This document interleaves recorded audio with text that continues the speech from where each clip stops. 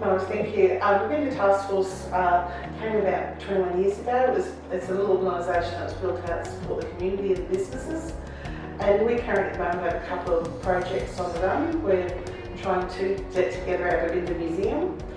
We're trying to get more walking tracks down in the area, and we're sort of here we're also a Centrelink agency, so we support the community there as well. Now, the walk, that's an interesting one, so that's a heritage walk? Yes, so we've got two aspects. We've got the local heritage walk, which will be something that will complement the museum. On all the building fronts, we'll have a little bit of the history and some photographs so people can walk through the street. We do look at expanding into Merrimini and Gregson Beach as well, just won't be Babinda. But this first stage is fully funded, so we're ready to go with the heritage walk. And what do people see when they walk along? It'll have like little anecdotes on what was in that business, who was in there. We've actually had a lot of buildings over the years burned down and then replaced now with the more concrete buildings and stuff like that. So we'll talk a little bit about the history of the building and the personalities that have been in there over the years. The most iconic one is the historic State Hotel, which was the only hotel of its kind in the country to be owned by a state government. Yes, the state government built the pub, I think in 1917. Now, and you've got other projects which are becoming very visible in the town, which really are like the hanging plants. Yeah, the hanging plants actually started initially when Kitty from State Hotel had the 100 years. She decided she'd put some hanging plants up there. We just noticed how nice it looked, and then a few of the businesses themselves got on board and put their own hanging plants up, and now council has actually been kind enough to give us permission to do the hanging pots in the undercover walkways. We, the community, are doing the hanging pots. Council has been kind enough to install all the plumbing for us to be able to do that, and it's thanks to our RV park donation team that we're able to afford to do the hanging pots.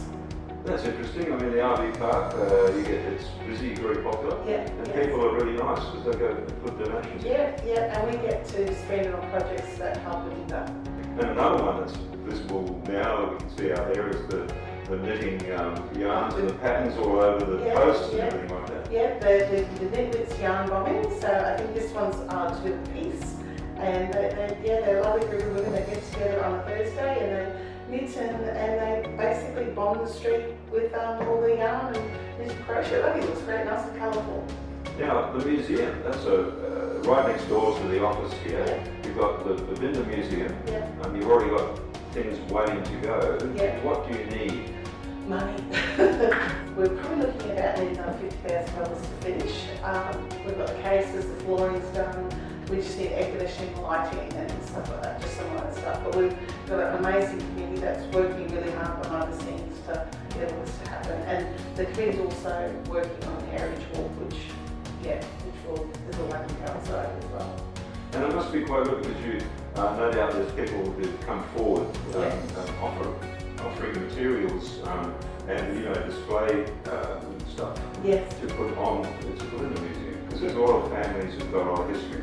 It's quite amazing what actually is coming out of the woodworks. There used to be the Golden Gate Cafe in town, and someone's just come forward with the little coffee cup, and I think there's a fan that another business had, and just lots of different things, interesting stuff. We also have the mill memorabilia from that, so we'll include that display with mill stuff and farming and Indigenous culture, as well as about our weather, natural weather, because of course we have a lot of rainfall and cyclones here, so we will also include that as part of our displays. The ongoing argument of the wettest town in Australia. There's no competition. Tully's one of the ones. No, sorry. It's Well, on that note, I'll thank you for your insights and telling us about the Babinda Taskforce and what you're doing there. Thank you. Thank you very much.